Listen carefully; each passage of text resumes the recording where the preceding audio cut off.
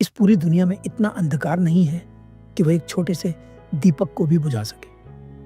फिर आप क्यों हार मान रहे हैं? आपके भीतर तो असीमित क्षमताएं हैं। इच्छाओं का कभी अंत नहीं होता। अगर एक इच्छा पूरी होती है तो दूसरी तुरंत जन्म ले लेती है। तो क्या इच्छाएं बुरी हैं? नहीं। इच्छाओं के कारण ही सिद्धार्थ से बुद्ध हुए। सभी इच्छाएं गलत नहीं होती। गलत इच्छा क्या है? जिसने अपने को वश में कर लिया, उसकी जीत को देवता भी हार में नहीं बदल सकते। यहां पर जीत का मतलब परमानंद से है। अगर आप खुद को जान लेते हैं तो आप परमानंद से भर जाते हैं। और अगर एक बार आप खुद को जान लेते हैं और परमानंद से भर जाते हैं तो इसके बाद किसी का भी कोई भी प्रयास आपको दुखी नहीं कर सकता। अप दीपो भव। आपके जीवन में अभी इस क्षण में बहुत सारी चीजें होंगी जिन्हें याद करके आप अहंकार से भर सकते हैं।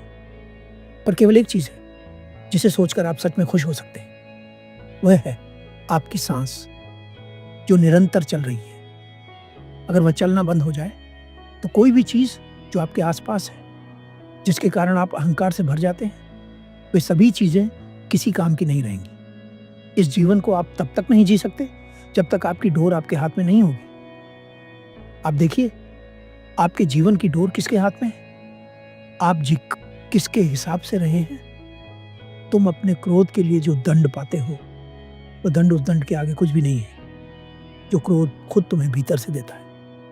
क्रोध वो आग है जो हमें भीतर से जला देती है। और कमाल की बात यह है कि यह आग पानी से भी नहीं बुझती। लोग प्रेम की ताकत जानते हैं पर फिर भी पूरे जीवन घृणा और असत्य को चुनते हैं और पूरे जीवन दुखी रहते हैं। ऐसा लोग जानबूझकर नहीं करते। इसके पीछे सिर्फ एक कारण है, उन्होंने प्रेम और सत्य का स्वाद चखा ही नहीं है। अगर एक बार आप प्रेम और सत्य के स्वाद को चख लें तो आप इसे छोड़ नहीं पाएंगे। अगर तुम ये सोचते हो कि तुम महान नहीं हो तो एक बात हमेशा याद रखना, कोई भी व्यक्ति जन्म से महान नहीं होता, उसके कर्म ही उसे महान बनाते हैं। बुद्ध की एक बात हमेशा याद रखो।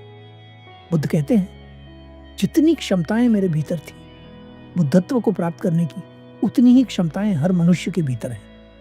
अब वह मनुष्य ही है जो अपने आप को दूसरे से छोटा या बड़ा समझता है। वास्तविकता तो यह है कि सभी लोग समान हैं, सभी के पास समान क्षमताएं हैं। एक दिया हजारों दियों को रोशन कर सकता है। जरूरी बात यह है कि क्या आपके दिए में लौ है? वो लौ कैसे जलेगी? वो लौ खुद को जानने से जलेगी। खुद को जानना बड़ा आसान है पर लोगों ने उसे मुश्किल बना रखा है। अब आप पूछेंगे कि कैसे जाने खुद को? आपका उत्तर है अपने ऊपर ध्यान केंद्रित करके। अभी आपका ध्यान बाहर हर तरफ है।